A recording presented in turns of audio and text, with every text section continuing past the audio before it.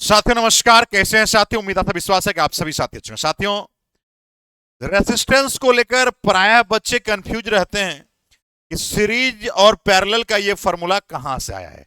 ये आपका सीरीज का फॉर्मूला है और ये आपका पैरेलल का फॉर्मूला है। बहुत सारे बच्चे के मन में सवाल है कि फॉर्मूला आता कैसे है सर, सिर्फ रट लेते। मेरे भाई, आज के बाद रटने की समस्या नहीं होगी। साथियों, सबसे पहले आते हैं सीरीज को लेकर।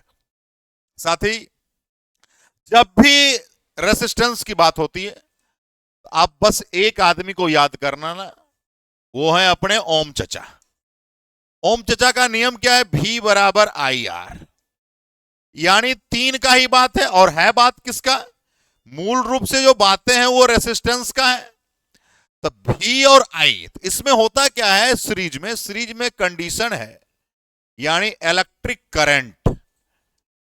इलेक्ट्रिक करंट यानी विद्युत धारा क्या होगा? समान होगा, इक्वल होगा। विद्युत धारा क्या होगा? समान होगा। जबकि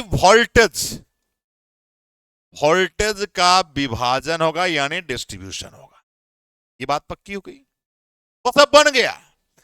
जिसका विभाजन होगा उसका फॉर्मूला लगा होगा। V बराबर क्या होगा? V1 plus V2 plus V3। जितना मन है उतना ले लो। विभाजन जिसका होगा उसका फॉर्मूला लगाना है। V बराबर क्या होता है फॉर्मूला? IR1 IR2 और IR3। फिर जहां भाई ले जाना है ले जाइए। देखो, आई सब में देख रहे हैं, आई क्यों? क्योंकि यहां पर बोला था कि करंट समान होता है। अब एक काम करिए, आप लिख सकते हैं, यहां पर गौर करने की बातें हैं। IR बराबर आई कॉमन ले लो तो क्या होगा? R1 plus R2 plus R3, और जहां तक आपको जाना जाइए।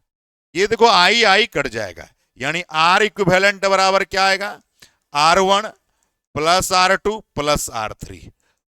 समझ में आ गई बात? कोई दिक्कत बिल्कुल नहीं होनी चाहिए साथियों। तो ये थे आपके सीरीज के कॉन्सेप्ट।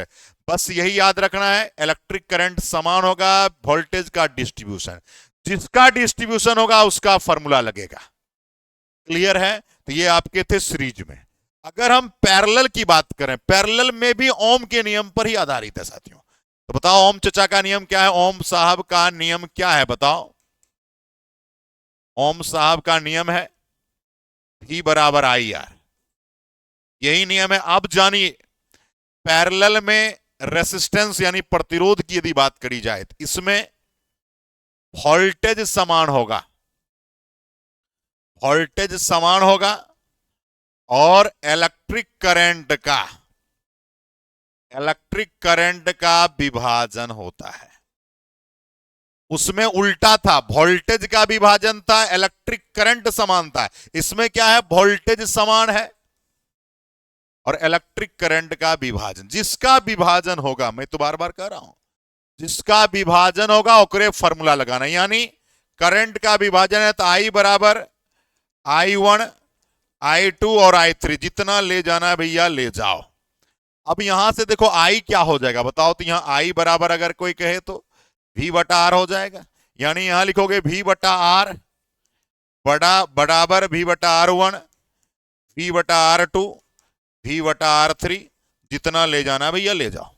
अब देखो, सब में वोल्टेज समान, तो देखो भैया यहां पर गौर फरमा के, सब में वोल्टेज समान है तो V सब में बराबर है। तो भैया V कॉमन ले लो तो V बटा R बराबर, V कॉमन लोगे 1 bye R1 1 bye R2 1 bye R3, और जहां ले जाना भैया ले जाओ।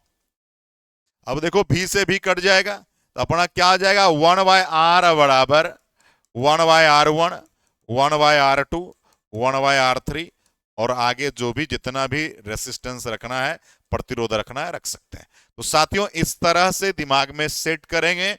फॉर्मूला कैसे आता है ये भी आप जानकारी प्राप्त कर सकते हैं। इसलिए मैंने ऐसा बताया क्योंकि कभी कभी क्वेश्चंस पूछे जाने लगे हैं कि पैरेलल में वोल्टेज समान होता है कि असमान होता है। तो पैरेलल में वोल्टेज समान, लेकिन आपका विद्युत धारा का विभाजन मतलब असमान होता है।